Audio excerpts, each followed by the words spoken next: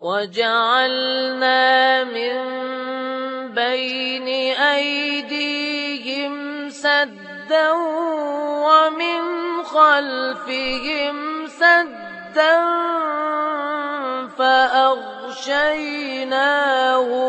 فَهُمْ لَا يُبْصِرُونَ.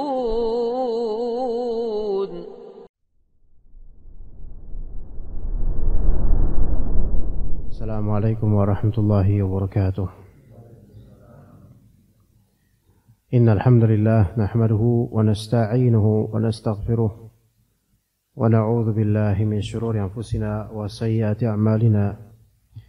May yahdihillahu fala mudilla lahu wa may yudlil fala hadiya lahu. Asyhadu an la ilaha illallah wahdahu la syarika lahu wa asyhadu anna Muhammadan 'abduhu wa rasuluhu la nabiyya ba'dahu.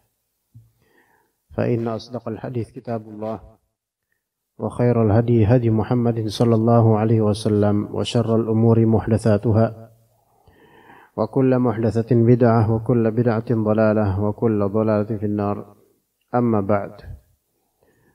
Para bapak sekalian dan ibu-ibu sekalian rahimakumullah, insyaallah kita lanjutkan kajian tafsir Ibn Katsir rahimahullah di ayat 106 sampai 108 dari surat Al-Baqarah.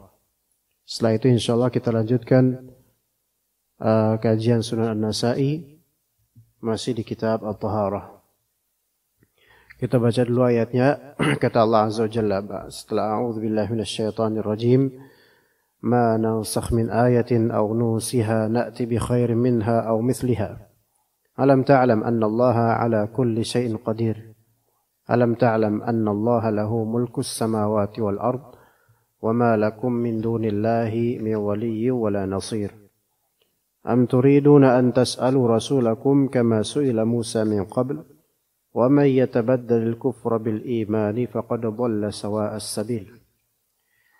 Kita baca dulu ayatnya, artinya ayat mana saja yang kami nasakhkan, yaitu kami hapus, ayat apapun yang kami hapus atau kami jadikan manusia lupa kepadanya, maka kami akan datangkan yang lebih baik daripada ayat tersebut atau yang sebanding dengan ayat tersebut. Tidakkah engkau mengetahui bahwa sesungguhnya Allah Ta'ala Maha Kuasa atas segala sesuatu? Tidakkah engkau mengetahui bahwa kerajaan langit dan bumi adalah milik Allah dan tiada bagi kalian selain Allah seorang pelindung maupun seorang penolong. Kemudian, apakah kalian menghendaki untuk meminta atau bertanya kepada Rasul kalian seperti Bani Israel meminta kepada Musa pada zaman dahulu? Dan barang siapa yang menukar iman dengan kekafiran, maka sungguh orang itu telah sesat dari jalan yang lurus. Baik, mari kita bahas lebih dalam tentang ayat-ayat yang mulia ini.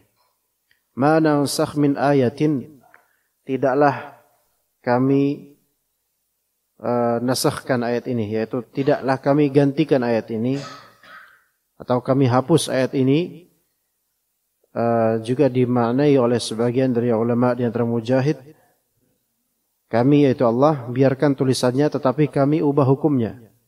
Nasakh itu makna asalnya adalah menarik atau menggenggam. Kata Ibnu Abi Hatim, nasakh itu artinya menggenggam dan mengangkat. Nasakh itu artinya menggenggam, ya, dan mengangkat gitu. Jadi digenggam terus diangkat, itu namanya nasakh.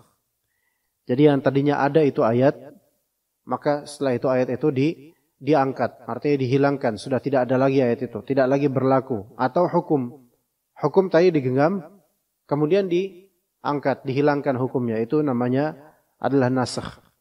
Seperti ada beberapa ayat Allah yang lafalnya itu sudah tidak ada lagi sekarang, tidak masuk dalam mushaf kita. Dulu ada lafal wasyaikhu wasyaikhatu idza zanaya farjumuhuma albattah. Itu ada ayat itu, tapi di Al-Qur'an sekarang enggak ada. Karena sudah dinasakh oleh Allah Azza wa Jalla. Jadi tidak diucap lagi. Orang yang sudah tua, syekh dan syekhah, baik laki-laki ataupun perempuan, yang berzina, maka rajamlah keduanya. Jadi Hukum rajam itu tidak mengenal usia tua, tetap ya berlaku. Demikian juga firman-Nya dalam ayat Allah yang telah dinasakh. Lau kana libni Adam wadiyan min dhahabin labtagha lahum thalitha. Seandainya Ibnu Adam, anak Adam, mempunyai 2 lembah emas, niscaya mereka akan mencari lembah yang ketiga. Ya, jadi manusia itu untuk dunia pada tabiat aslinya itu tidak pernah mencukupi bagi dia. Ya, itu tabiat manusia, baik laki atau perempuan.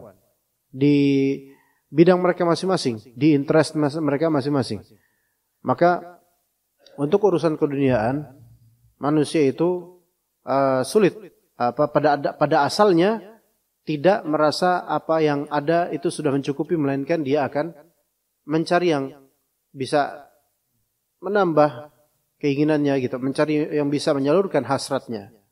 Itu adalah tabiat manusia. Jika itu adalah murni keduniaan, maka ada yang boleh dan ada yang haram. Adapun untuk urusan ibadah dan ketaatan, maka justru ini sesuatu yang baik ya. Taib, kemudian masih berhubungan dengan firman tadi, ma nansah min ayatin, tidak ayat mana saja yang kami nasahkan gitu. Ibnu Jarir At-Tabari mengatakan, artinya hukum suatu ayat yang telah Allah Ta'ala pindahkan kepada lainnya dan Allah ganti dan ubah, yaitu mengubah yang halal jadi haram, yang haram menjadi halal, yang boleh menjadi tidak boleh, dan yang tidak boleh menjadi boleh. Itu bisa terjadi. Hal itu tidaklah terjadi kecuali dalam hal masalah perintah, larangan, keharusan, dan pembolehan dalam masalah hukum. Jadi penghapusan itu dalam masalah fikih, dalam masalah hukum. Adapun dalam masalah akidah, kisah, maka itu tidak terjadi penghapusan. Karena akidah itu tidak berubah. Kenyataan juga tidak berubah. Tetapi hukum atas suatu perkara itu bisa berubah. Ya, bisa dipahami enggak jemaah di sini? Ya, putusan Allah Ta'ala terhadap hukum bisa berubah di zaman syariat ketika itu. Di masa syariat. Adapun sekarang, maka hukum berlaku. Tinggal kita mengeksplor apa hukumnya perbuatan ini. Adapun sekarang sudah tidak ada lagi nasakh atau nasikh mansukh. Penghapusan hukum tidak ada sekarang. Karena sudah selesai dan rampung pewahyuan. Ya gitu ya. Sedangkan ayat-ayat yang berkenaan dengan kisah-kisah tidak mengalami nasakh ataupun mansukh. Tidak mengalami karena kisah adalah kenyataan dan hukum adalah ketetapan. Kenyataan itu tidak bisa dihapus. Ya, kenyataan takdir terjadi. Adapun hukum itu ketetapan. Karena ketetapan itu terserah Allah. Sekarang boleh bagi Allah misalnya halal, tapi kemudian pada waktunya nanti di zaman Rasulullah SAW ya. Pada waktu nanti dinasakh, diubah hukumnya. Yang tadi halal menjadi haram. Nanti kan ada contoh-contohnya insyaAllah. Kata nasakh bisa juga berasal dari naskhul kitab. Yaitu artinya menyalin dari suatu naskah ke naskah lainnya. Makanya naskah itu dari bahasa Arab. Dari kata nasakh. Naskah dari kata nasakh. Ya, jadi di kitanya jadi naskah. Ya, nasakh. Yang artinya naskah atau nasakh itu adalah memindahkan atau mengubah, menyalin dari redaksi ke redaksi lainnya. Itu naskah. Naskah pidato. Kalau misalnya naskah pidato itu mengubah, menyalin dari pikiran menuju ke tulisan. Itu naskah. Ya. Taib. Ma nansakh min ayatin au nunsiha, atau kami jadikan manusia lupa terhadap ayat tersebut. Ya. Ayat yang diubah atau ditinggalkan, dibuat lupa, ya.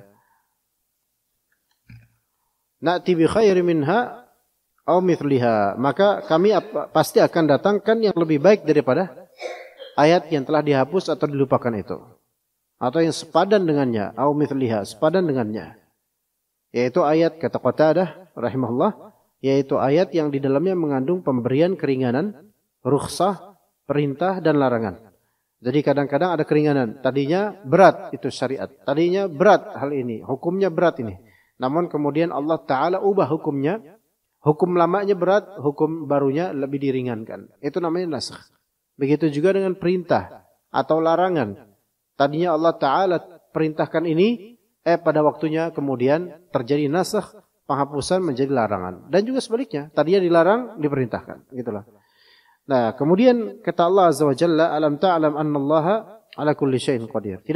Tidakkah engkau mengetahui bahwa sesungguhnya Allah Ta'ala Maha kuasa atas segala sesuatu. Jadi untuk mengubah hukum, Allah kuasa atas itu. Ya, karena ketetapan kan milik Allah, terserah Allah. Ya. Imam Abu Ja'far bin Jarir At-Tabari rahimahullah mengatakan, penafsiran ayat itu sebagai berikut. Wahai Muhammad, tidakkah engkau mengetahui bahwa hanya aku, yaitu Allah, pemilik kerajaan dan kekuasaan atas langit dan bumi? Masya Allah. Kalau kita melewati ayat-ayat yang menunjukkan Allah memiliki kerajaan langit dan bumi, maka coba kita telusuri, ya, berselancar di pikiran kita tentang semesta ini. Betapa megah dan luasnya langit. Kemudian langit pun berbilik-bilik dengan kita nggak pernah ke sana. Dan berapa banyak bintang di sana, Allah lebih tahu. Itu kerajaan milik Allah. Kemudian kita juga menelisik kita menelisik alam dunia di bumi ini, ya, dengan segala pernak-pernik yang ada di atasnya. Dari pepohonan, pegunungan, persawahan, bahkan sampai perumahan manusia dan seterusnya. Bahkan kalau kita ke tempat ini, ke perumahan apa ya? BI atau apa namanya? Ya. Kalau ketika saya masuk kan dari arah masjid kan masuk tuh kemari. Itu kan kita lihat di setiap atau hampir setiap dari rumah saudara-saudara di sini nih, itu kan di depannya selalu ada tanaman dan tumbuhan. Ketahuilah, Anda mungkin pemilik rumah, memiliki kerajaan rumah ini. Tetapi segala yang Anda miliki dari pepohonan, ya, tumbuhan yang indah-indah ini, kemudian yang Anda miliki dari anak, istri, semua itu adalah bagian dari kerajaan Allah. Bahkan Anda sendiri bagian dari kerajaan Allah. Alam ta'lam annallaha lahu mulkus samawati wal ard. Apakah engkau tidak tahu bahwasanya Allah Ta'ala memiliki langit dan bumi semuanya? Maka di dalamnya aku, yaitu Allah, putuskan segala sesuatu sesuai kehendaknya. Kehendak Allah Azza wa Jalla. Ya. Dan segala kehendak Allah itu pasti berhikmah. Nah, maka di sana aku mengeluarkan perintah dan larangan. Dan juga menasakh, mengganti, serta merubah hukum-hukum yang aku berlakukan di tengah-tengah hambaku sesuai kehendakku. Jika aku menghendaki. Beda dengan manusia. Manusia itu nggak bisa mengubah hukum Allah. Mengubah hukum Allah, kalaupun dia lakukan itu, maka Allah Ta'ala akan ancam dia, ya, dengan azab. Karena mengubah hukum Allah. Bahkan enggan untuk berhukum dengan Allah pun sudah ada statement untuk itu di surat Al-Ma'idah. Imma dia zalim, imma dia fasik, imma dia kafir. Enggak ada baik-baiknya.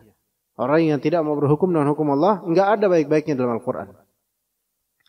Lalu At-Tabari mengatakan, ayat itu mesti diarahkan kepada Nabi Muhammad SAW. Ayat itu meskipun diarahkan kepada Nabi Muhammad SAW untuk memberitahukan keagungan Allah, namun sekaligus hal itu dimaksudkan untuk mengingkari atau mendustakan orang-orang Yahudi, yang mana orang-orang Yahudi itu mengingkari adanya penghapusan hukum-hukum Taurat dan menolak kenabian Isa alaihissalam, dan Nabi Muhammad juga ditolak. Karena keduanya datang dengan membawa beberapa perubahan dari sisi Allah untuk mengubah hukum-hukum Taurat.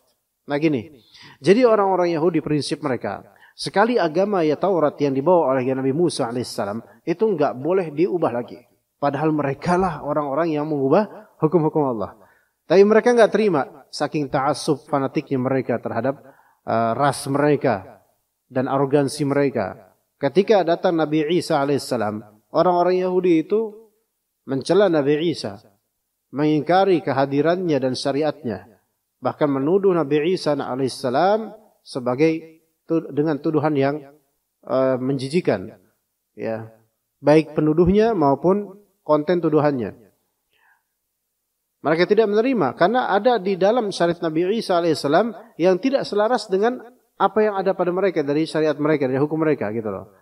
Nah kemudian juga dalam masalah ketika Nabi Muhammad SAW turun, ketika Nabi Muhammad SAW diutus dan wahyu dari Allah Ta'ala yaitu Al-Quran turun, maka mereka juga lebih dongkol lagi.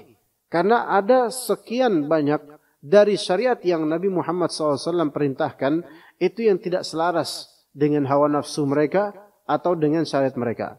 Maka orang Yahudi bilang, nggak ada itu. Kalau emang itu syariat Allah, maka nggak mungkin adanya nasakh. Nggak mungkin ada penghapusan. Hukum adalah hukum, tidak berubah-ubah. Gitu. Itu kata mereka. Mereka bicara begitu bukan atas dasar ilmu, tetapi atas dasar hawa nafsu. Karena mereka itu pengennya menantang dan mengingkari Nabi SAW. Maka Allah memberitahukan kepada mereka bahwa kerajaan dan kekuasaan atas langit dan bumi ini cuma milik Allah. Semua makhluk ini berada di bawah kekuasaan Allah. Mereka harus tunduk, harus patuh menjalankan perintah dan menjauhi larangannya. Allah mempunyai hak memerintah dan melarang, menasakh, mengganti hukum, menetapkan, membuat segala sesuatu menurut kehendak Allah Azza wa Jalla. Jadi dari segi hukum syar'i itu terserah Allah. Allah Ta'ala mau menetapkan hukum apa. Begitu pula dari hukum kauni, hukum takdiri. Itu juga terserah Allah. Ya, jadi kalau kita mendapatkan nikmat atau saudara kita mendapatkan nikmat yang kita belum dapatkan, maka kita nggak usah menghasut atau hasad. Karena yaitu hukum Allah buat dia. Dapat nikmatan itu. Dan kalau kita mendapatkan musibah, maka jangan berlarut. Ya, karena ini bagian dari takdir Allah, terima. Ya. Berkenaan dengan itu, maka Ibnu Katsir berkata, yang membawa orang Yahudi membahas masalah nasakh ini adalah semata-mata karena kekufuran orang Yahudi dan keingkarannya terhadap adanya nasakh tersebut. Mereka saking nggak mau ikut syariat Islam, nggak mau adanya perubahan pada agama mereka, padahal mereka lah yang mengubah-ubah agama. Karena kekufuran dan keingkaran mereka, maka mereka itu tidak mau mengamini adanya nasakh dalam syariat. Menurut akal sehat, tidak ada suatu hal pun yang melarang adanya nasakh dalam hukum-hukum Allah. Karena Allah dapat memutuskan segala sesuatu sesuai dengan kehendaknya. Sebagaimana Allah juga dapat berbuat apa saja yang Allah kehendaki. Yang demikian itu juga telah terjadi dalam kitab-kitab dan syariat-syariatnya terdahulu. Misalnya, dulu, nih syariat jamaah dulu sekali. Dulu di syariat Nabi Adam. Di syariat Nabi Adam. Dahulu Allah Ta'ala membolehkan Nabi Adam mengawinkan putrinya dengan putrinya sendiri. Ya, putra. Ya. Putra. Ya. Mengawinkan putrinya dengan putranya sendiri. Sama-sama anak sendiri. Tetapi setelah itu, setelah udah berkembang, ya, manusia udah mulai beranak pinak, Allah mengharapkan hal itu. Sekarang boleh nggak misalnya? Nggak boleh, jelas. Na'udzubillah min dzalik. Adik kakak kawin. Nah, gimana? Di syariat kita nggak ada. Bahkan di syariat Bani Israel pun, syariat Yahudi pun, orang-orang Bani Israel itu juga tidak boleh. Ya, tidak boleh. Ya. Tapi di syariat Nabi Adam alaihissalam diperbolehkan karena emang itu berhajat untuk itu. Coba kan misalnya nggak boleh nikah sesama saudara, ya nggak jadi orang dong nanti, nggak ada keturunan, habis dong masalah itu. Kan ada Nabi Adam alaihissalam, kemudian istrinya Nabi Adam alaihissalam yang dikatakan namanya Hawa. Kemudian ada anak kembar-kembar. Ini hikayat Israiliyatnya gini, kembar-kembar. Qabil, kemudian Habil. Qabil itu punya saudari kembar. Saya lupa namanya. Habil punya saudari kembar. Saya juga lupa namanya. Dalam riwayat Israiliyat. Qabil, saudari kembarnya cantiknya Masya Allah. Habil, saudari kembarnya disebut Damimah. Eksotis. Ya. Bahasa sopannya eksotis. Iya. Ya, gitu ya. Nah, maka ini riwayat Israiliyat. Maka kemudian mereka, yaitu Qabil dan Habil, pengen menikah. Namanya naluri laki-laki ya, pengen menikah. Namun kan gak ada manusia lain, gitu kan? Maka kemudian Qabil dan Habil disyariatkan ketika itu untuk berkorban dengan penghasilan yang mereka miliki. Ya, apa ini? Tukang apa? Ketoprak, bukan ketoprak kan? Kurang sopan ya. Kalau ketoprak masih sopan tapi masuk ke hati. Iya. Nah, ini dia. Kok jam segini dia? Biasanya agak nantian biasanya. Tahu. Iya. Pas lagi Pak Deden keluar. Sampai mana tadi kita ngomong ya?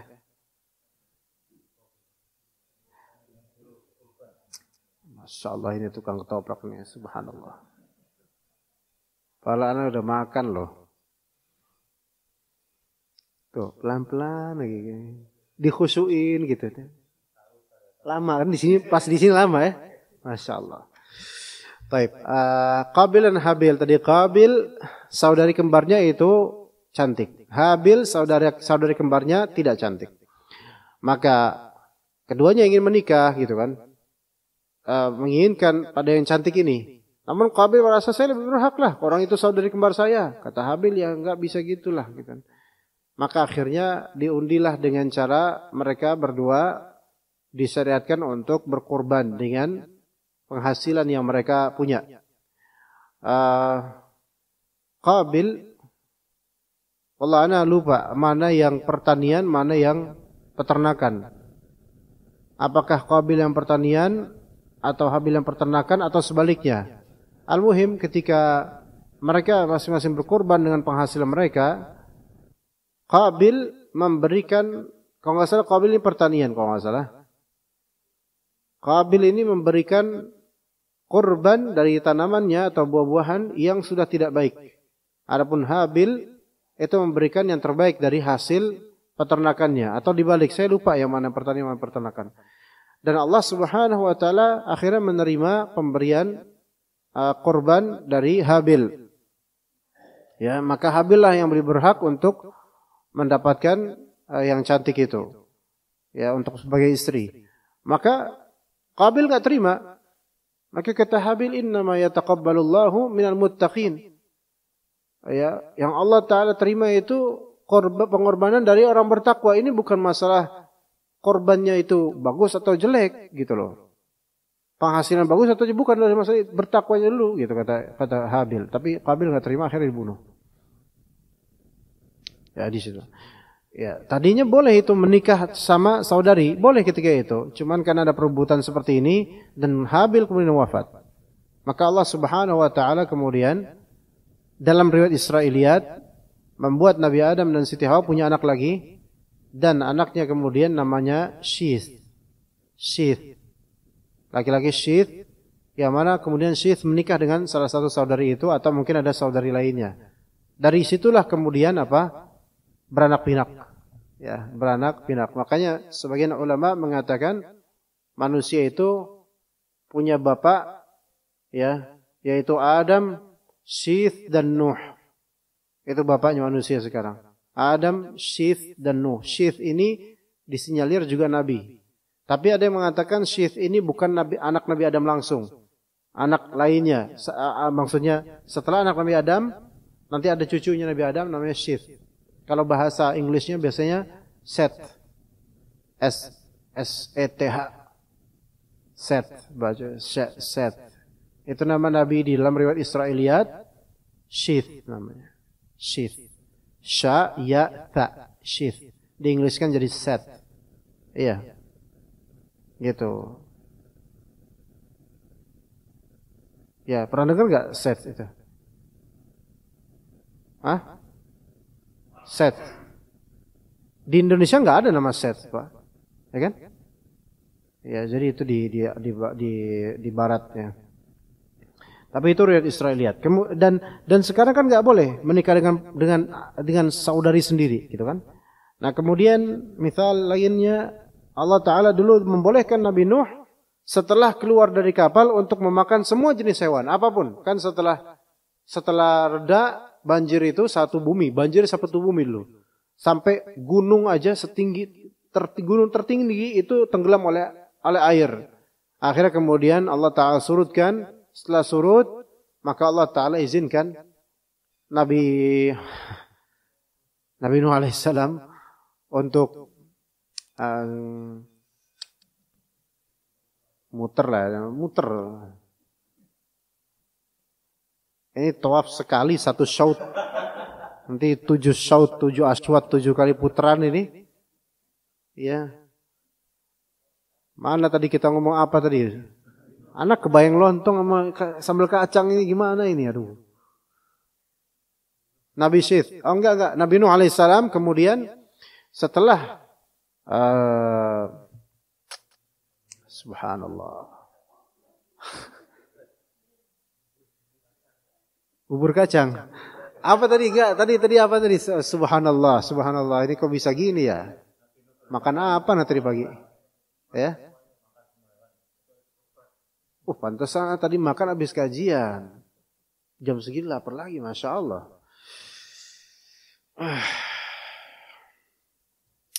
Tadi memakan hewan apapun, ya. Makan hewan apapun diizinkan. Enggak ada yang diharamkan ketika itu, ya. Karena kan setelah surutnya banjir itu, maka ya Nabi Nuh alaihissalam mendarat di daratan dan kemudian silakan memakan apa aja dari hewan-hewan. Tapi setelah itu Allah Ta'ala menghapus penghalalan sebagiannya. Sebagian diharamkan, sebagian dihalalkan. Ya begitu.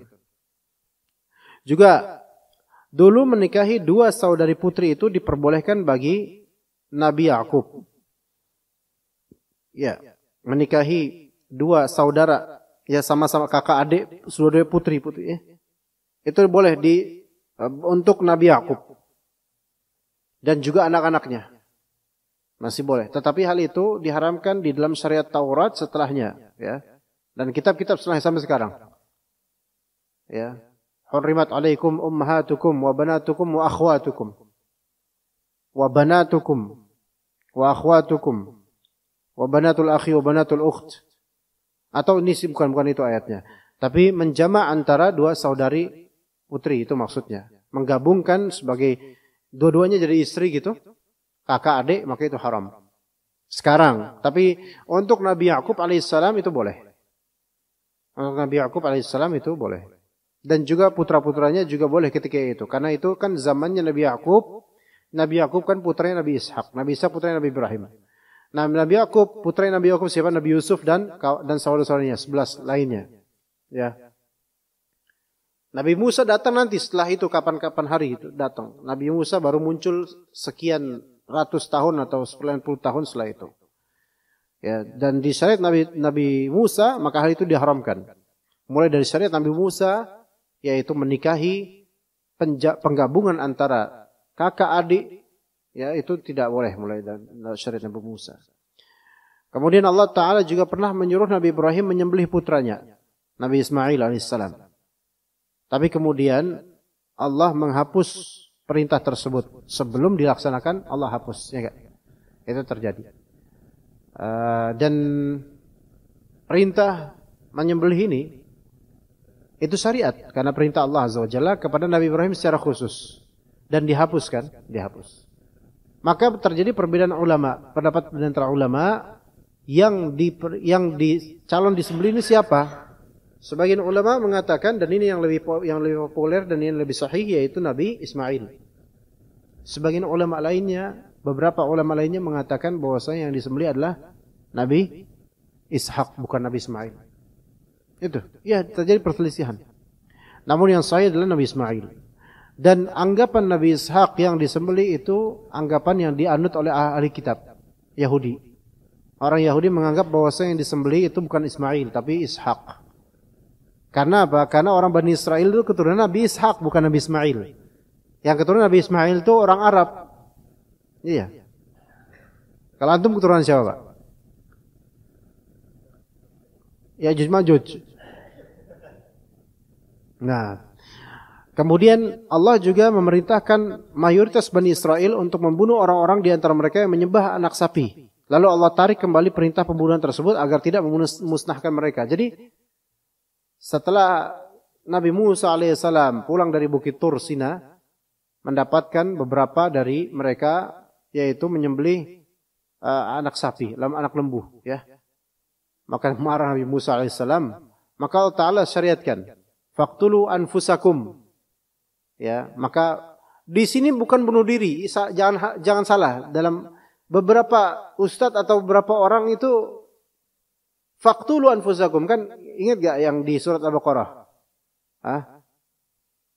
Yaitu karena mereka telah membuat zalamtum anfusakum bittikhadhikumul ijla fatubu ila bariikum. Kalian telah menzalimi diri kalian dengan cara menyembah anak lembu. Maka bertaubatlah kalian, wahai Bani Israel. Faqtulu anfusakum. Ini diterjemahkan, maka bunuh dirilah kalian. Salah, bukan bunuh diri. Kalau kita lihat tafsirnya bukan bunuh diri.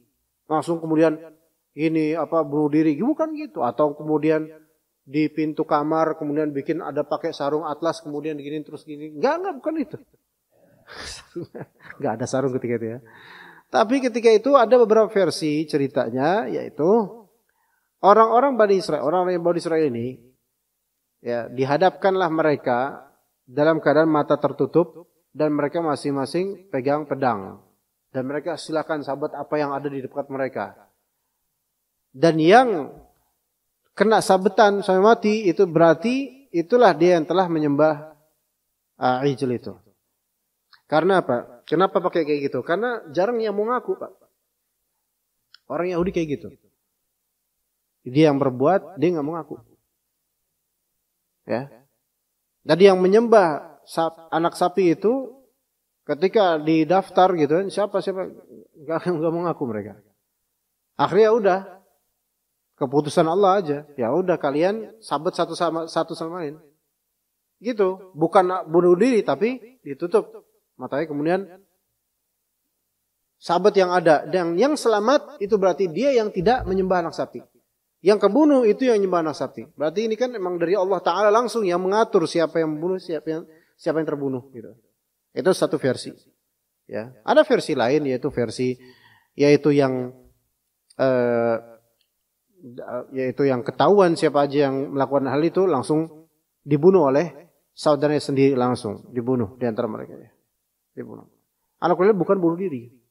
Jadi jangan disalahin. Jangan salah dalam dulu syariat Nabi Musa taubat itu harus dengan cara bunuh diri. Ya, salam bukan. Ya, bahasa Indonesia bukan kayak gitu, ya.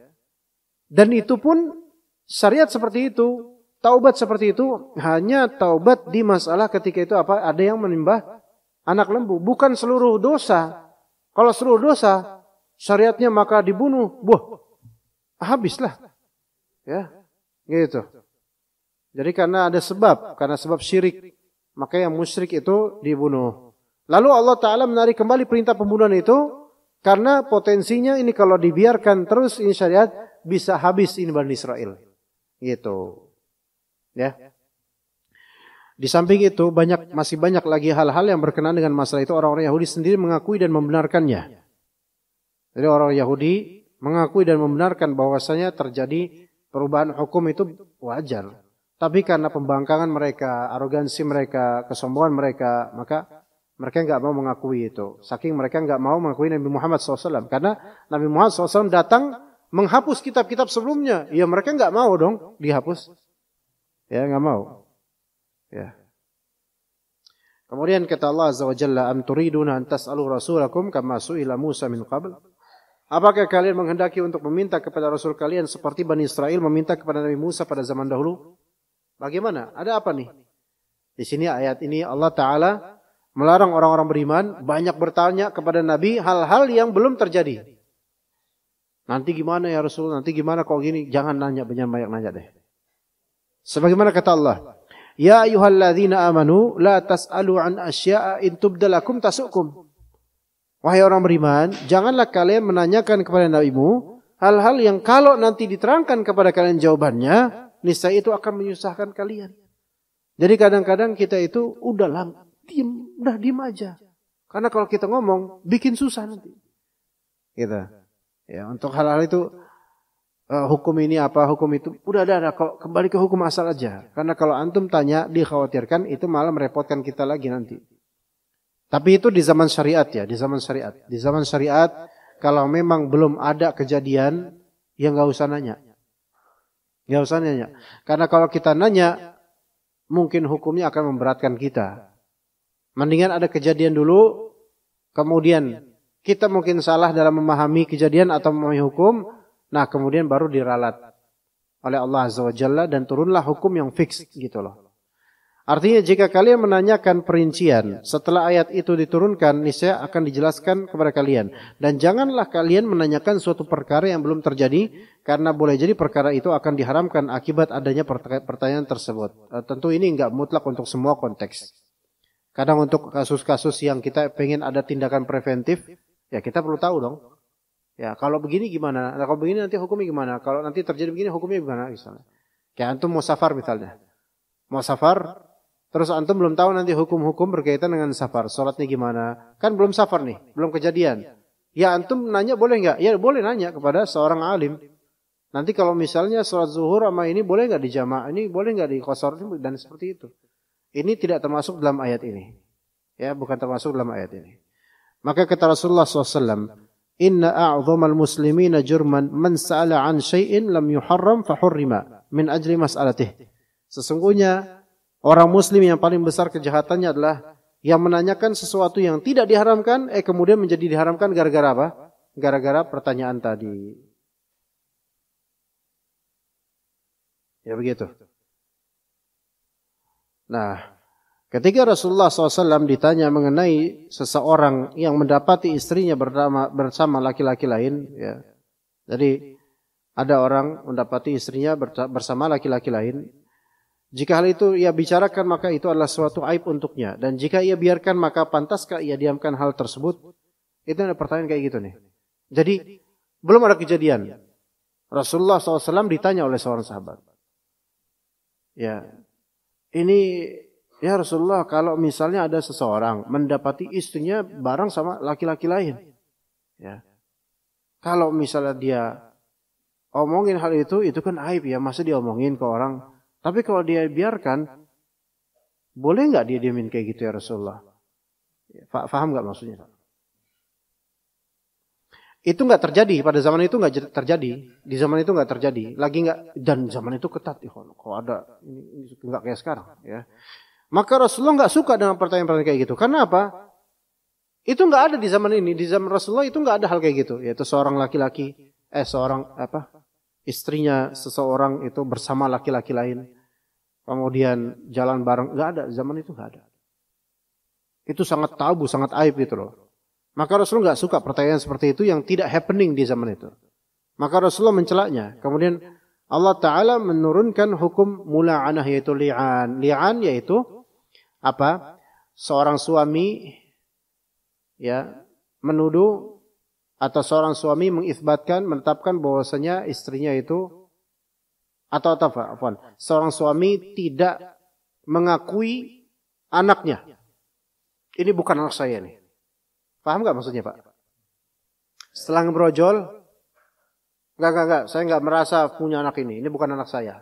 Artinya dalam arti lain, suaminya menuduh istrinya telah berzina. Gitu loh. Sehingga ini bukan dari mani saya. Gitu loh. Itu namanya li'an. Ada hukum li'an. Ya. Begitu. Nah, kalau seorang bapak melihat pas udah ngebrojol, loh, warnanya beda sama warna saya, sama warna kamu juga beda. Ini malah mirip sama warna tetangga. Ini saya nggak bisa, saya nggak pikir gimana, boleh nggak kayak gitu?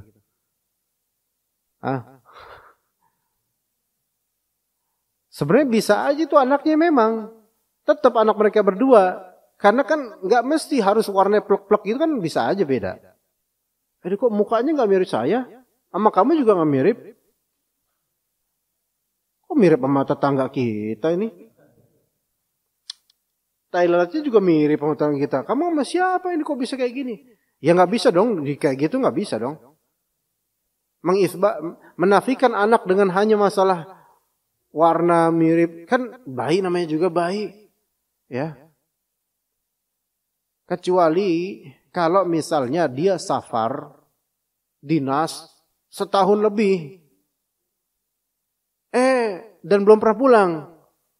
Hamil istrinya. Loh, kok kamu hamil? Nggak tahu. Mentang-mentang sama kamu Maryam ya, kamu hamil nggak ada suami gimana? Nggak tahu, nggak mungkin kok. Ini nggak mungkin. Berarti dia hamil karena seseorang, gitu kan? Maka ketika beranak, keluar anaknya, maka suami ini ya boleh dia melakukan li'an. Ini bukan saya sih, saya nggak terima ini. Saya nggak pernah bercampur sama istri saya. Iya. Bahkan di WhatsApp saya sering tengkar sama dia misalnya. Masa gara-gara bertengkar kemudian dia hamil? Pasti ada sesuatu nih, gitu kan? Itu. Maka Rasulullah nggak suka dengan hal itu, dengan pertanyaan-pertanyaan seperti itu. Akhirnya kemudian Allah turunkan hukum li'an.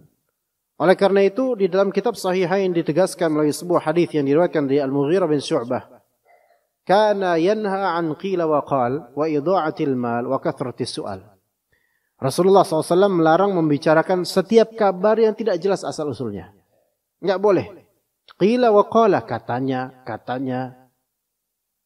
Rasulullah SAW melarang membicarakan kabar-kabar yang Qila wa qala, kata fulan, kata dia, kata fulan, kata. Ya. Dan banyak berbicara tentang isu-isu. Ya. Wasting time seperti itu, dan juga mengotori hati. Wa idha'atil mal, menghambur-hamburkan harta. Idha'atil mal ini masuk ke dalam israf, tabdzir, dan juga masuk ke dalamnya menghabiskan uang untuk maksiat, dan juga masuk ke dalam semua ini sedekah berlebihan. Itu idha'atul mal juga. Ya. Jadi idha'atul mal masuk ke dalamnya israf dan tabdzir. Israf dan tabdzir dua-duanya sama-sama mubadzir di bahasa kita. Tetapi israf itu lebih mending daripada tabdzir. Ya. Karena israf itu adalah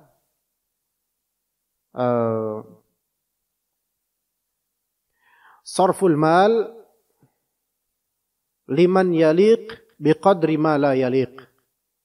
Yaitu israf adalah mendermakan harta, menafkahkan harta untuk pihak yang layak namun tidak dengan kadar yang layak. Mendermakan harta untuk pihak yang layak dengan kadar yang tidak layak. Itu israf, berlebihan. Jadi antum misalnya ada fakir miskin, ya, bawa gerobak dan ada anaknya di situ juga digerobakin, gitu kan? Miskin, sama kardus-kardusnya. Apa bahasa kita? Pemulung, ya. Zahir kan miskin ya, kita nggak di kampungnya kayak gimana, tapi zahir miskin. Terus antum sedekah dengan sedekahnya 20 juta plus mobil Fortuner. Subhanallah. Itu orang miskinnya aja bingung, ini saya masih hidup apa udah mati kok kayak gini dapatnya, gitu kan. Gede banget, ini namanya israf, berlebihan. Termasuk israf. Anak SD kasih jajan, masih kelas 2 SD misalnya, kasih jajan 100.000 per hari. Israf enggak itu, Pak?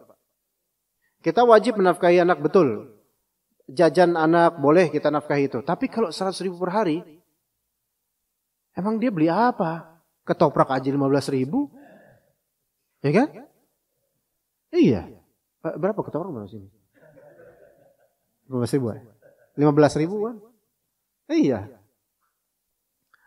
Nah, adapun tabdzir, yaitu mendermakan dermaan kepada yang tidak layak. Itu tabdzir. Mendermakan dermaan kepada yang tidak layak, itu bedanya. Kalau israf tadi apa? Mendermakan dermaan kepada yang layak, namun dengan kadar yang tidak layak, berlebihan. Atau dengan kadar melebihi kelayakan, gitu loh. Jadi kalau itu israf, mendermakan dermaan kepada yang layak, dengan kadar di atas kelayakan. Ini israf. Kalau tabdzir, mubadzir, yaitu mendermakan dermaan kepada yang tidak layak. Itu tabdzir, mubadzir. Ya.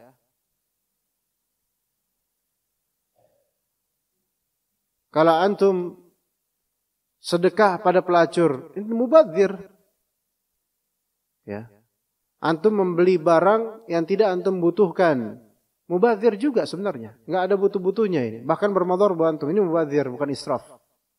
Karena israf itu masih ada objek kelayakan. Cuman kadarnya aja melampaui kelayakan. Gitu. Majlis ta'lim misalnya ngundang ustadz di Sabtu duha keempat. Kemudian ustadznya dikasih mobil Pajero Sport. Kalau ini namanya alhamdulillah, Pak. Enggak tahu juga ya. Ini israf. Israf berlebihan. Berlebihan karena itu akan menjadi fitnah buat ustadznya.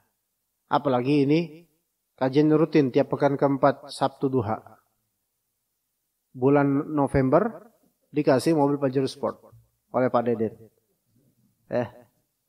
Bulan Desember ustadznya mesti, wah ini apa lagi nih, kan gitu kan? Bulan Desember ketoprak doang, kan nggak terima lah. Ya gitu ya. Bercanda Pak, jangan Pak. Jangan perlakuan itu ke ustadz siapapun, karena itu akan menjadi fitnah buat mereka. Kasihan. Jangan membuat seorang ustadz sibuk dengan dunia itu. Jangan, hati-hati. Kasihan. Buatlah seorang ustadz sibuk dengan agama dan akhirat. Dengan amal, dengan taubat, ya, dengan istighfar, dengan amal saleh. Itu, kita harus sibuk dengan itu.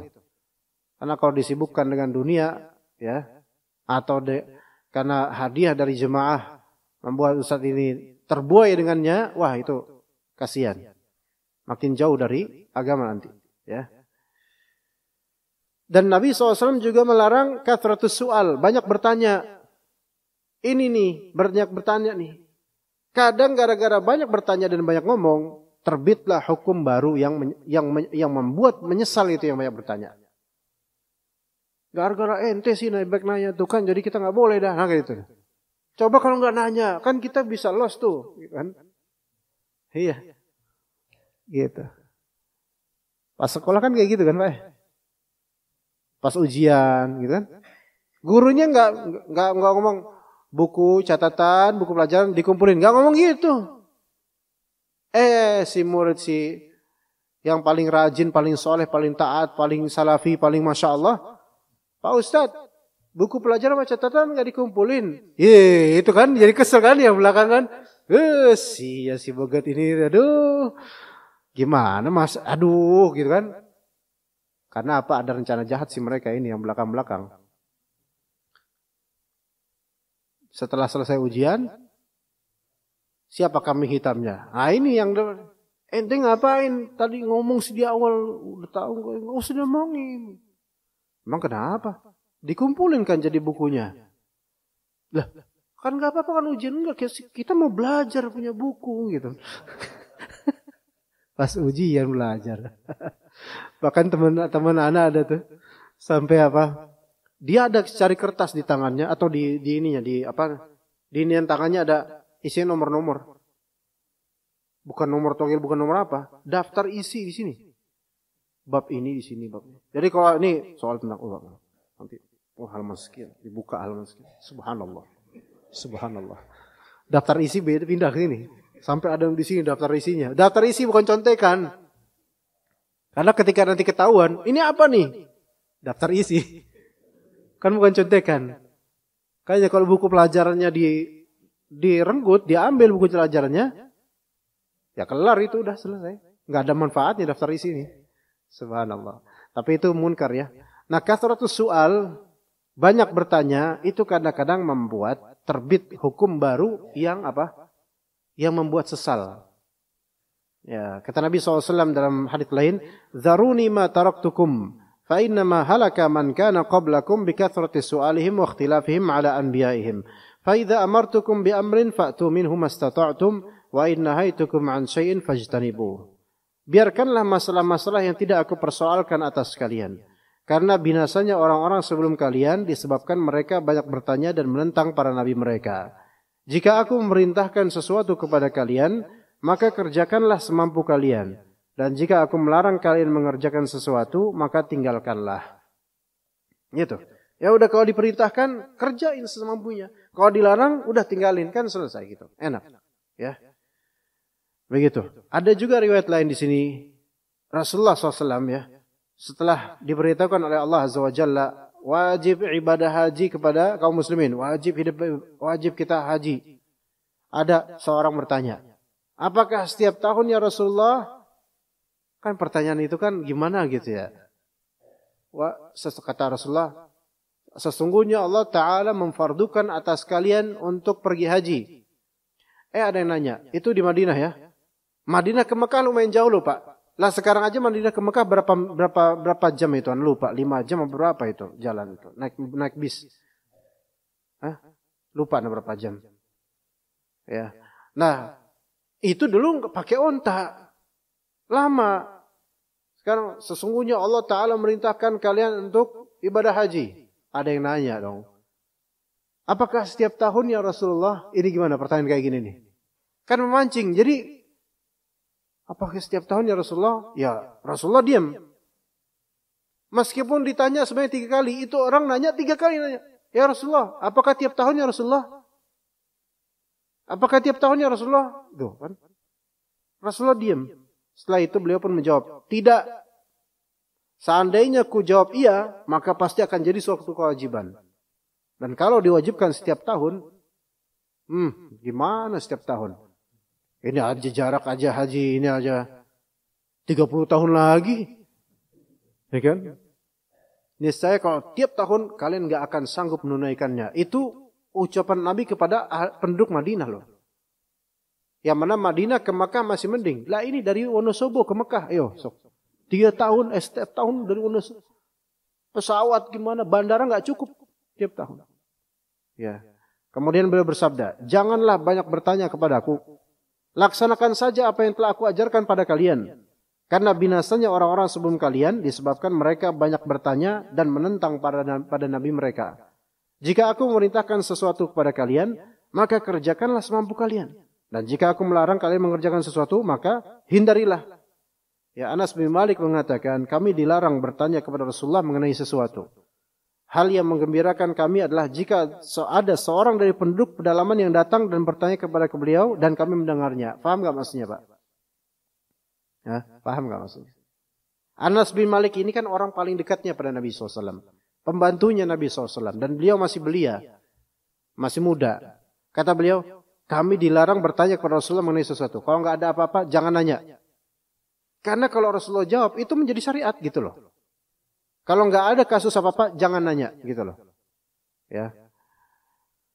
Hal yang menggembirakan kami, sebenarnya kan penasaran pengen tahu ini, pengen tahu itu gitu. Dan Rasulullah SAW banyak pengetahuannya dan Allah Ta'ala akan menurunkan wahyu itu untuk beberapa pertanyaan gitu kan. Maka kata Anas bin Malik, hal yang menggembirakan kami adalah jika ada seorang dari penduduk Badui, orang pedalaman datang dan bertanya kepada Rasulullah dan kami menyimaknya, itu paling senang kita tuh. Kenapa? Karena kita sendiri itu jarang nanya, tapi ketika ada orang Badui pedalaman itu kan dimaklumi karena nggak tahu dia, maka dia nanya. Ya Rasulullah, saya gini ini, kasus ini gini, apa hukumnya gitu misalnya. Boleh nggak saya gini? Kami dengerin tuh. Ya gitu. Ya seperti itu ya.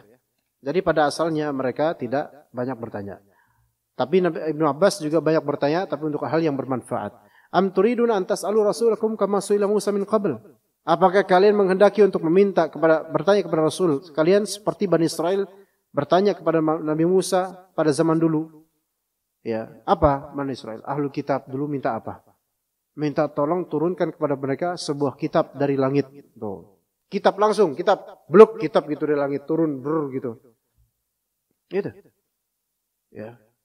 Dan juga mereka Bani Israel itu juga pernah nanya ke Nabi Musa, Nabi Musa, yaitu untuk diturunkan Maidah minas sama, yaitu meja makan dari langit. Itu hal yang diturunkan, yang diminta. Ya. Kemudian kata Allah Azza wa Jalla, "Wa man yatabaddalil kufra bil imani faqad dhalla sawa'as sabil." Barang siapa menukar keimanan dengan kekufuran, maka ia benar-benar tersesat dari jalan yang lurus. Artinya ia telah keluar dari jalan yang lurus menuju kebodohan dan kesesatan. Ya, demikian itulah keadaan orang-orang yang menolak untuk membenarkan dan mengikuti para nabi dan berbalik menuju penentangan dan pendustaan serta mengusulkan pendapat yang lain melalui pertanyaan-pertanyaan yang sebenarnya mereka tidak perlu itu dan hanya bertujuan untuk menyulitkan dan kufur. Jadi basa-basi, udah tahu hukum ini masih basa-basi. Maka hal seperti itu adalah mental orang-orang Yahudi. Baik, kita cukup insyaallah tafsir Ibnu Katsir sampai itu. Wassallallahu ala nabiyina Muhammad wa ala alihi wa sahbihi ajma'in.